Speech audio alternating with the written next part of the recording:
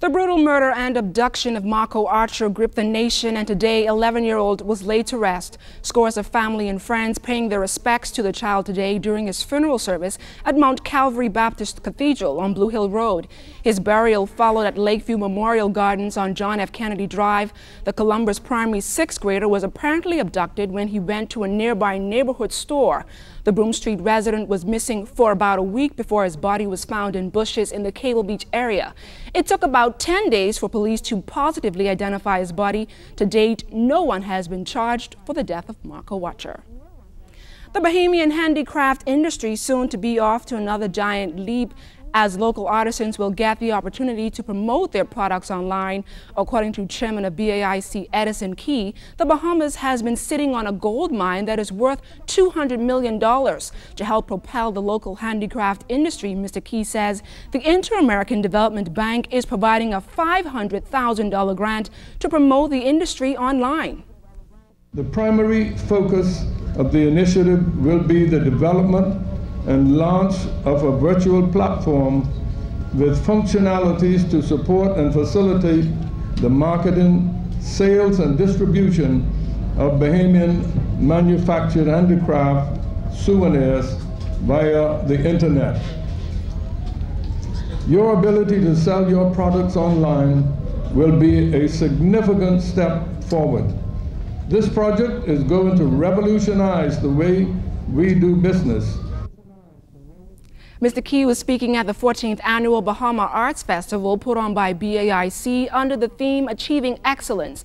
Also on hand for the launch of the 3-day event was U.S. Ambassador Her Excellency Nicole Avant. She believes the potential is great for artists with the new store market and the Bahama project coming on stream. But she says being ready to embrace opportunities is key. Today's handicrafts are more fashionable and sophisticated than ever. And as you look forward to expand your sales, I would like to challenge each of you to prepare yourselves for an even more successful future through continuous innovation, striving for excellence, and by diversifying your products. As you know, we live in a time where the global marketplace is rapidly changing and forcing us all to change with it. In these difficult economic times, Bahamian artists, including those of you here today, are in a unique position to shape your own future and to achieve even greater prosperity. You can succeed by making the very best products in the market. Agriculture and Marine Resources Minister Larry Cartwright says while the local craft industry has made great strides, some refining is still needed, but he invites all Bahamians to support and help empower our local artisans. I ask that you please take the time to view what is being showcased here at this 14th Bahama Arts Festival in the ambience of this creative, hospitable setting, and dig deep into your pockets to put a smile on the faces of these artisans. They deserve our patronage. Some changes in store for next year's International Cultural Festival. As organizers focus on expanding to accommodate the thousands who flock to the event, they say the fest was extremely successful and the huge crowd surpassed last year's record of 25,000.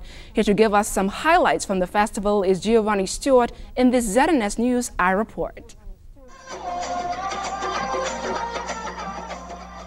That's India there showing off its dancing sway. India, one of the featured acts during the 2011 International Cultural Festival held at the Botanical Gardens this weekend.